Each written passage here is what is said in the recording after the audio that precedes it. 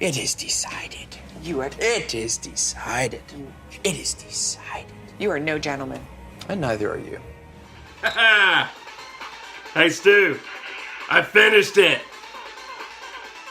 Thank you, Odo Beckham. Thank you, Matt Ryan. Pretty happy. I'm excited. I won. 5-2. Sorry, Stu. Had to do it. Do what I can. You would have done the same to me. I was really nervous there when Sonny Michelle went down. Oh, thank goodness he might be okay. Oh, thank you. Thank you, dear Bundy. So, yeah. I'm pretty excited. I won't rub it in too much. So, yeah. There we go. So, yeah. Let's get to another episode of Fantasy Tips, guys. Hey guys, so yeah, let's talk about the waivers. So yeah, should you add them? Should you drop them? I don't know. We'll find out. An ad that you could do if you need quarterback help coming up, Baker Mayfield. He's at Pittsburgh. It's a gamble. Remember that. It is a rookie quarterback going on the road. He didn't fare too well versus Tampa Bay.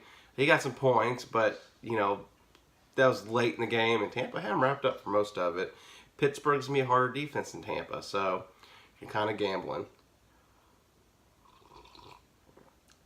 Dak Prescott, he's on his bye week, but he gets another weapon in Amari Cooper.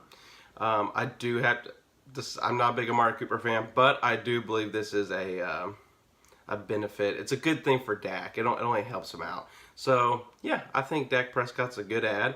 But he's in his bye week. Same thing with Michael Gallup. I drafted the kid in our draft originally, and he's been dropped, but he is good. He's really good. The kid, he's out of Colorado State.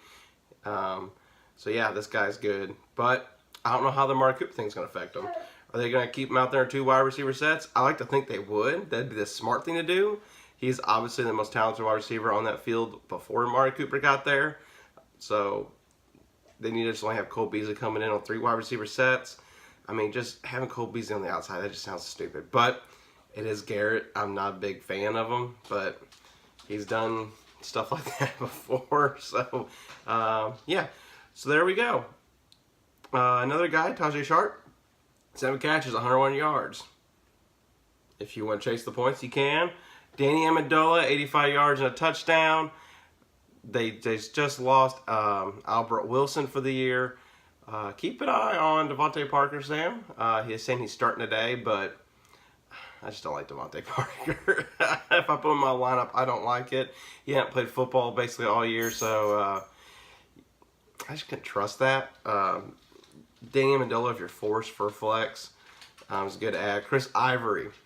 If Sean McCoy doesn't play and you need a running back, there you go. You got Chris Ivory. He's playing against, let's see, who's he playing against? It's not Indianapolis. They just faced Indianapolis, who rocked them. New England. So, yeah, but if you need a running back, they're going to try to ground and pound early because they don't have a choice. They have Derek Anderson at quarterback, so, and behind him is Nathan Peterman. So, yeah, they're definitely going to ground and pound it in the beginning at least.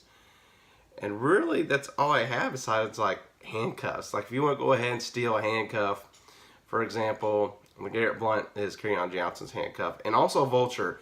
I hate you, LeGarrette Blount. You're a jerk. But if you want to go get a handcuff so you feel more secured in case somebody gets hurt, that's a smart move.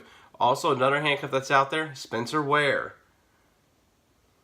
I'm even thinking about it. Because something happens to good old Kareem Hunt, then you got a gold mine right there. They're going to run the ball. Spencer Ware's proven he can do it before. So, yeah, and he had a good game. He had 10.4 fantasy points. So he had 59 yards rushing and 3 catches for 30 yards. It was a blowout, and that's why he got so much playing time. But still, it's a good ad. So there's really not much out there in waivers this week. It's been picked pretty clean, especially with bye weeks coming up. There's real no big person to spend your money on. You really could just spend no money and just pick up somebody for free. That's what I'll have to do anyways because I'm broke. But, yeah. So, those are your waivers. Nothing out there. It's a barren wasteland. I feel sick to my stomach for even naming the names I named. But I don't have a choice. That's what we have to deal with. Yep. I feel like a farmer whose crops have died.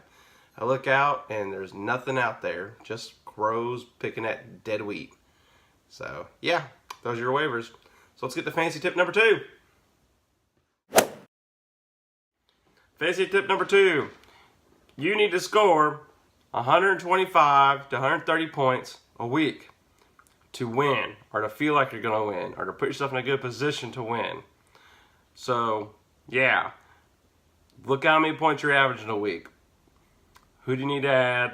Who can you move around? Who gives you upside week to week? Because that's what you need. Like, it's that half-point PPR has really raised the bar this year. It's not a joke. 100 points isn't going to cut it very much very often. We had 5 teams score 130 points or more last week. Out scoring 100 points just this week, we had 1, 2, 3, 4, 5, 6, 7, 8, 9 teams score over 100 points. 9 out of 12. 100's not enough. It used to be. Used to be you could score 95 and feel pretty comfortable. Not today. Note that half-point PPR is really added on. So guys, trade deadline will be coming up soon. So look at what you got. Some of y'all are already good. You just really need to stay pat. But some of y'all need to make some moves. Otherwise, you could be in a bracket for a trophy that shall not be named, that brings disgrace upon your family, upon your children's children. It's a curse, really. You don't want it. So go ahead, look at your team, reevaluate. What do you need to do? Because playoffs are coming. And so is that last place bracket. Ugh. Stay away from that. All right. Final tip, number 3.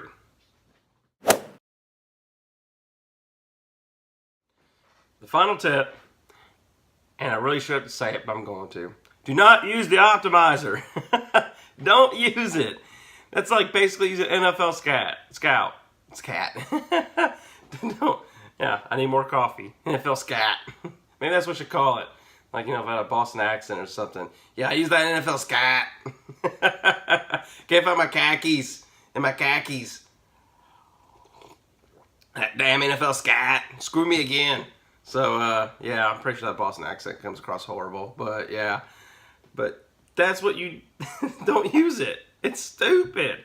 It's going to be like, yeah, this person's projected more because I have a favorable matchup. But it's deeper than that. Like, trust the guy, some people's rankings over that.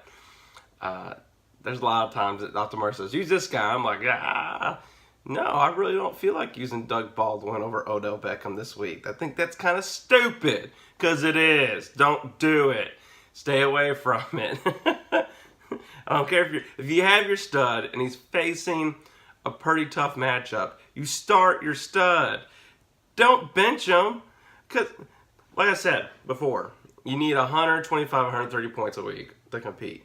If you're benching your guy who has the possibility to score 30 points, to start a guy who has a better, matchup, but his ceiling's like 15 points, you're not doing yourself any favors. You're playing it safe. You can't play it safe. So what y'all need y'all to do is follow the advice of my shirt, okay? I need y'all to fantasy and chill, okay? I need y'all to chill. Just chill down. Don't use the optimizer. Trust your gut. If you're wrong, you're wrong. But at the end of the day, there's nothing worse than that darn optimizer, and it screws you over. So don't use it, because it's the NFL scat. So that's your final tip. Hope you all have a great week. See you on Thursday night with Stu. We'll do our podcast. It'll be great. It'll be amazing. I won't gloat, but we'll see. So feels good. 5-2. To all my winners out there, my fellow juggernauts, Dixon, congratulations on being a juggernaut. Also, our other juggernaut, because I moved the screen because I'm stupid sometimes. Yeah, Matt. Why did I forget you? You scored 141 points. I knew that. You're a juggernaut. Good for you. By the way, your maple bacon bar, amazing yesterday. But I'm not gonna lie, I felt a little queasy later on. I'm pretty sure you gave me diabetes. So Not gonna sue yet. I'll talk to Sam about auditing your sugar levels in your maple bacon bars. But woo, yeah. It might have been the third cup of coffee. Because I had a cup of coffee before I came by to see you. Then I had another cup of coffee with my donut. And you brought me another cup of coffee that had like the gold glittery stuff when you swirl it around in it, which was pretty cool. But I think the sugar from the maple bacon bar just jumped on that glitter, and it just went straight through my bloodstream, and now I have diabetes. Thank you. Rod, I need to borrow some stuff. I need to know what to get. Where's the supply store at? Is there like a Home Depot for diabetics? I don't know. My sister's diabetic. I should know these things. But either way, congratulations on your wins, guys. For those who won, those who lost, hey, it's always next week. That starts today. Look at the waivers. Look at your team. Make some trade offers. Have a good one.